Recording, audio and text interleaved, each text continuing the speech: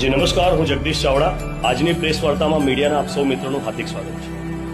સાથીઓ, ગત 14 તારીખે અમદાવાદના જશોદાનગર વિસ્તારની અંદર એસ્ટેટના અધિકારીઓ દ્વારા એક નવ નિર્મિત બાંધકામ કરેલ દુકાનની અંદર ડિમોલિશન કરવા પહોંચી ગયા. હવે એમાં ઘટનામાં એવું છે કે એ જે દુકાન છે એ લગભગ 40-50 વર્ષથી નીચાણવાળા પતરાવાળીને નીચી દુકાન હતી, જેના કારણે કોર્પોરેશન રોડ રસ્તા દુરસ્ત કરી શકતી નથી, વરસાદી પાણીનો નિકાલ કરી નથી શકતી. એના કારણે એમાં પાણી ભરાઈ જતા હતા, જેના કારણે જે દુકાનના જે માલિક છે નર્મદાબેન કુમાવત અને એમના હસબન્ડ, એ લોકોએ એ દુકાનનું રિનોવેશન કરાવ્યું અને દુકાનને ઊંચી કરીને ડાબું ભર્યું. એ તરત જ કોર્પોરેશનના નજરે ચડ્યું કે ભાઈ આ કન્સ્ટ્રક્શન નવું થયું છે, એટલે કોર્પોરેશનના એસ્ટેટના અધિકારીઓ ત્યાં અવારનવાર ધક્કા ખાતા થઈ ગયા. કન્સ્ટ્રક્શન એમનું રોકાવા માટે, એમને યેન કેન પ્રકારે પરેશાન કરવા માટે. આવું અમે ત્યાંના એ દુકાનના માલિક દ્વારા અમને જે મેસેજ મળે છે એ આપણે જણાવું છું. આ ઇન બિટવીન કોર્પોરેશનના એ અધિકારીઓ જે અવારનવાર એમને હેરાન કરતા હતા, એમની સાથે એ લોકોએ લાખો રૂપિયાનો વહીવટ પણ કર્યો આ કન્સ્ટ્રક્શન પૂરું કરવા માટે. જેમ તેમ કરીને વહીવટ કરીને લોકો કન્સ્ટ્રક્શન પૂરું કર્યું, પરંતુ વહીવટ જે અધિકારીઓ સાથે થયો તે અધિકારીઓની બદલી થતા નવા અધિકારી જ્યારે કોર્પોરેશન પર ત્યાં બેઠા ત્યારે ગત 14મી તારીખે એ નવા અધિકારીઓ કોઈ તેજસ મકવાણા કરીને છે, હાર્દિક પટેલ કરી છે, એની સાથે બીજા 5-6 જણા કરીને 7થી 8 જણા પોલીસની ગેરમોજૂદગીમાં, એટલે પોલીસ બંદોબસ્ત ના લીધો હોય ત્યારે પોલીસ ત્યાં હાજર ના હોય. એસ્ટેટના અધિકારી ત્યાં ફરીથી ત્યાં પહોંચે છે અને એ દુકાન માલિકને હેરાન પરેશાન કરે છે. એની સાથે એનું ડિમોલિશનની બી શરૂઆત કરી. ઉપરના સેકન્ડ ફ્લોરનું ધાબું પણ એ લોકોએ તોડી નાખ્યું છે. તમે મીડિયાના મિત્રો ત્યાં સ્થળ તપાસ કરશો તમને ખબર પડશે. એટલે પોતાની મહેનત, આજીવિકા માટે પેટ કાપીને બનાવેલી તમારી દુકાન હોય અને એના જો એસ્ટેટના કોઈ બી અધિકારી તમને વહીવટ કર્યા છતાંય, એમને કરપ્શનના પૈસા આપ્યા છતાં બી જો તમારું બાંધકામ તોડે તો કોઈ બીને લાગી આવે.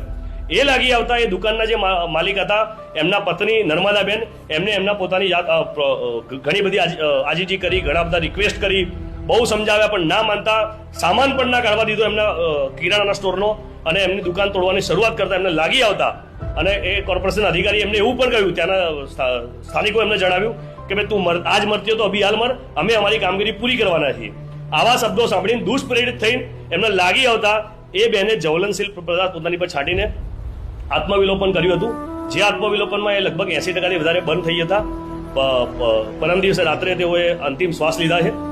હવે આ જે સમગ્ર ઘટના છે, તમે આખા અમદાવાદ શહેરની અંદર વિવિધ વિસ્તારોની અંદર, અમદાવાદની બહાર જેટલા બી મહાનગરપાલિકા, તમે હમણાં જોજો કે કોર્પોરેશનના એસ્ટેટ વિભાગ દ્વારા એક દાદાગીરી શરૂ કરવામાં આવી છે.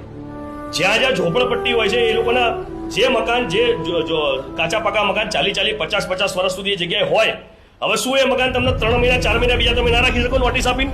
7 દિવસમાં પાડી દેવાની આ લોકોની જે તાનાશાહવાળી નોટિસો છે, 7 દિવસની નોટિસો આપવામાં આવે છે. કેટલાક કિસ્સામાં તો એવું છે કે નોટિસો પણ નથી ઇસ્યુ કરવામાં આવતી. કોઈ એમના જ મળતિયાને નોટિસ પકડાવે છે અને એવું કહે છે કે અમે નોટિસ આપી દીધી, અને ત્યાં તંત્ર બુલડોઝર સાથે પહોંચી જાય ત્યારે એ લોકોને ખબર પડે કે અમારું મકાન તોડવાયા છે.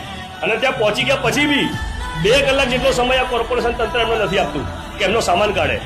અમે હમણાં જ અહીંયાની લાલ દરવાજે એક મિલની અંદર અમે ગયા હતા, ત્યાં એ લોકોનો સામાન સાથેનું હજી ત્યાં અસ્તવ્યસ્ત હાલતની અંદર બધા મકાન ડિમોલિશન થયેલા પડ્યા છે. એટલે કોર્પોરેશન અમને ઘરવખરી, એમનો સામાન, એમની ફર્નિચર બી નથી કાઢવા દેતી અને એટલી બધી દાદાગીરી દમનશાહી પર ઉતરી આવી છે.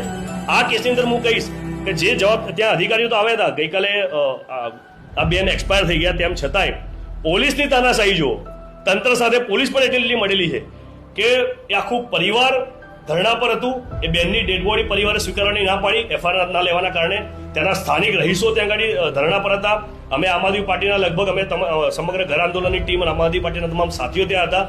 બીજી રાજકીય પાર્ટીના મિત્રો બી ત્યાં હતા, સાથી સંગઠનના મિત્રો બી ત્યાં હતા. આટલા બધા લોકોએ ત્યાં ધરણા પ્રદર્શન સતત કર્યું. ત્યારે ગઈકાલે સાંજે પોલીસ દ્વારા એફઆઈઆર લેવામાં આવી છે અને એ એફઆઈઆરમાં બી ફક્ત 2 લોકોના નામ લખવામાં આવ્યા છે. બાકી અન્ય ઇસમોના જે પરિવારે કયા હતા નામ નથી લખવામાં આવ્યા. હવે એ જે નામ લખવામાં આવે છે એ બંને ત્યાં પહોંચ્યા તો એમને બી કોઈના આદેશથી પહોંચ્યા હશે. તો સૌથી પહેલા આ આખી ઘટનાનો મુખ્ય આરોપી અમારી પ્રથમ દ્રષ્ટિએ કોણ થાય તો એ વિસ્તારનો ઝોનનો એસ્ટેટ અધિકારી ડીવાયએમસી, કે એના આદેશ વગર તો વોર્ડ ઇન્સ્પેક્ટર તો જવાના નથી કોઈ બી જગ્યાએ ડિમોલિશન માટે. એનું નામ બી અંદર એડ કરવામાં આવે. સાથોસાથ એ તમામને ઓન ધ સ્પોટ નોકરીમાંથી ફરજ મુક્ત કરી દેવામાં આવે. સસ્પેન્ડ નહીં, સસ્પેન્ડ પછી તો 3 મહિના પછી પાછા ફરીથી પગાર ખાશે, અડધો પગાર સસ્પેન્શનમાં મળશે. નોકરી પરથી એ લોકોને છૂટા કરી દેવામાં આવે કાયમી. અને ત્યારબાદ એ લોકોની ધરપકડ કરવામાં આવે ને એમની પર આવી પરિવારની ડિમાન્ડ છે કે એમને તત્કાલ તમામની ધરપકડ બી થઈ જાય અને પરિવારને આર્થિક સહાય તરીકે 1 કરોડ રૂપિયા રોકડ આપવામાં આવે. અમદાવાદ મ્યુનિસિપલ કોર્પોરેશન દ્વારા, તો જ એક નોંધપાત્ર દાખલો બેસશે અમદાવાદ શહેરની અંદર. અને પોતાની સત્તાનો દુરુપયોગ કરનાર કોર્પોરેશનના વોર્ડ ઇન્સ્પેક્ટરો અને તેના ડીવાયએમસીઓના તેના જે બી સત્તાધિકારીઓ છે એ લોકોની શાન ઠેકાણે આવશે અને એ લોકોને ખબર પડશે કે આ ગુજરાતની અંદર, ભારત દેશની અંદર કાયદો વ્યવસ્થા જેવું છે. સત્તા અમારી પાસે છે તો અમારા બાપનું ગુજરાત નથી થઈ જતું. અમે કોઈનું બી મકાન દુકાન આવી રીતે તોડી ના શકીએ. માન્ય કોર્ટના બી આદેશ છે, સુપ્રીમ કોર્ટના, હાઈકોર્ટના, કે બી કોઈ બી ડિમોલેશનની કામગીરીની અંદર માણસાઈ રાખો, એમને યોગ્ય સમય આપો અને જો એમને એમના પૂરતા ડોક્યુમેન્ટ તમને પ્રોવાઈડ કરે તો એને વૈકલ્પિક વ્યવસ્થા બી પૂરી પાડી આપો. આ બધી ગાઈડલાઈન હોવા છતાંય તંત્ર હમણાં માતેલા સાંઢની જેમ જ્યાં જાય છે ત્યાં બુલડોઝર લઈને પહોંચી જાય છે.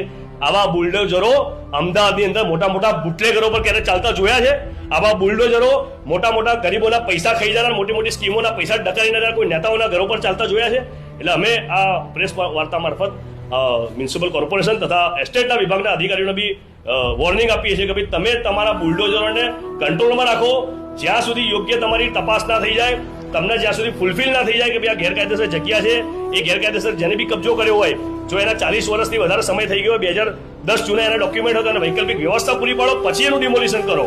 અને એ નવું બાંધકામ હોય તેમ છતાં બી એને 2-3 મહિનાનો મિનિમમ સમય આપો કે બીજી જગ્યાએ એ સ્થળાંતર કરી શકે.